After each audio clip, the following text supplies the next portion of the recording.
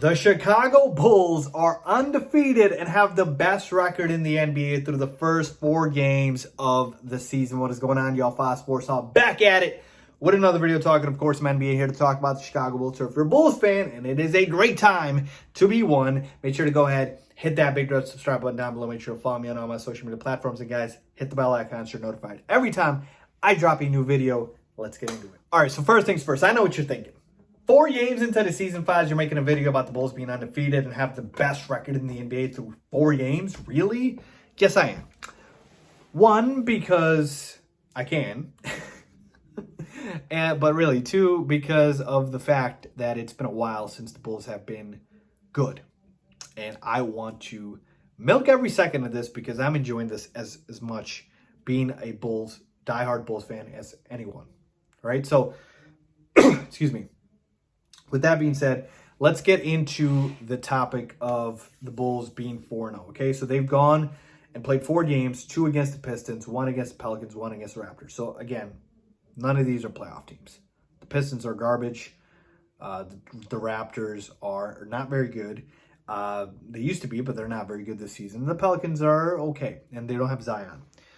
So I understand the trepidation when people want to say, oh, I can't really talk about the Bulls being good if they haven't beaten anybody good. But we need to step back and talk about baby steps, right? Baby steps, right? The Bulls, the old Bulls of the last 4 or 5 seasons, they wouldn't even beat the bad teams. They wouldn't even beat the teams they were supposed to beat, which are teams like the Pistons, the Pelicans, and the Raptors. They would lose these games. And some of these games were close. I'm not saying the Bulls were even blowing these teams out, but some of these games were close. And this is the part where I know this team has talent, is because you can beat these teams just based off of talent. You don't even need chemistry. You need chemistry when you're going up against the Bucs, when you're going up against the Nets, the Lakers, the Jazz, the Nuggets. When you're going up against the top dogs in the NBA, you need talent and you need chemistry. When you're going up against the bottom feeders, you just need talent. And the Bulls clearly, as you can see, have talent. And taking a look at the core here with Lonzo, DeRozan, Levine, and Vooch, I mean, they're kind of fitting into this puzzle exactly how I thought they would. Lonzo's averaging about 14 points, 5 rebounds, or 5 assists, 6 rebounds. You know, I had a triple-double in there, that versatile weapon that you want, and then obviously offering the help on the defensive side of the ball, and obviously you can shoot the 3. DeRozan, perfect secondary scoring option, 22, 23 points a game, 4 rebounds, 6 assists, so he's got a little bit more versatility there, and he's been shooting the 3.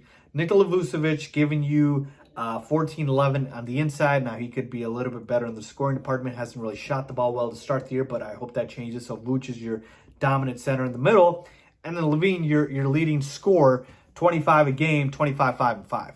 Right? So this is exactly how I pictured the core to be. Zach, the top scoring option, DMar DeRozan, right behind him. Lonzo's the facilitator, who can kind of do it all. And then you got Vooch in here, clean up the boards, post work, get to it. And then I haven't even mentioned the bench options. Alex Caruso has been magnificent on the defensive end, folks. He's got like a 4 games. He's got a 4 steal game, a 5 steal game, 2 blocks, 1 block.